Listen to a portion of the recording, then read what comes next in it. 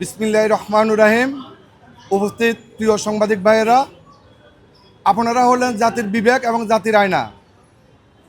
আপনাদের মাধ্যমে ইতিমধ্যে আমাদের কেন্দ্রীয় সমন্বয়ক মাহিন ভাই আমাদের ব্যাপারে সম্পর্কে কিছু অবগত করছেন। আমি এখন আপনাদেরকে এতটুকু বলবো, আমরা ফিলখানার ভিতরে বাইরে বিশেষ আদালতে আমরা 18,519 জন আমরা চাকরিচ্যুত হয়েছি এবং 836 জন আমাদের জেলবন্দি ভাই নিরপরাধভাবে আছেন। আমরা চাচ্ছি আগামীকালকে যে শুনানি আছে এই শুনানির মাধ্যমে যদি জামিন না হয় এদের, তাহলে আমরা মাহিন ভাইয়ের নির্দেশনায় আমরা সকল বিডিআর বাংলাদেশ থেকে একত্রিত হয়ে আমরা ঢাকাতে সর্বোচ্চ আন্দোলন যেটা ওইটা করব। আমরা ইতিপূর্বে 16 বছর কোনো কথা বলতে পারি নাই। ছাত্র এবং জনতার গণ অভ্যুত্থানের সরকার যখন এসেছে এরপরে আমরা কথা বলার অধিকার পেয়েছি, আমাদেরকে কিন্তু কথা বলার অধিকার দেয় নাই। তো আমরা আপনাদের মাধ্যমে এবং আমাদের ছাত্রবাদের মাধ্যমে কথা বলতেছি এবং আমাদের কথাগুলো আপনারা উঠায় ধরবেন সব কিছু, এবং আমাদের ভবিষ্যৎটা যেন আমরা ফিরে পাই এবং আমাদের জেলবন্দি ভাইদের যেন মুক্তি পাই।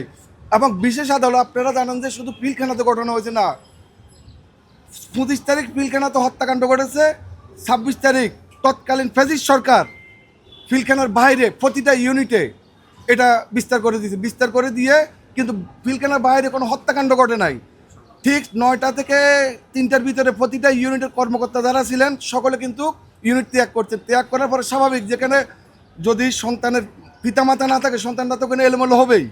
ওই জন্য একটা পরিস্থিতি হয়ে গেছে ভয়ে, কারণ এখানে কথা আসতেছে যে সেনাবাহিনী আসতেছে তোমাদেরকে অ্যাটাক করার জন্য, এবং আমরা খাগড়াছড়ি অ্যাটাক করছে এটা আমরা দেখছি, যশোর অ্যাটাক করছে টিভি চ্যানেলে এটাও আমরা দেখছি, ফেনী অ্যাটাক করছে এটাও দেখছি, কিন্তু আসলে বাইরে কোনো কিছু ঘটে নাই।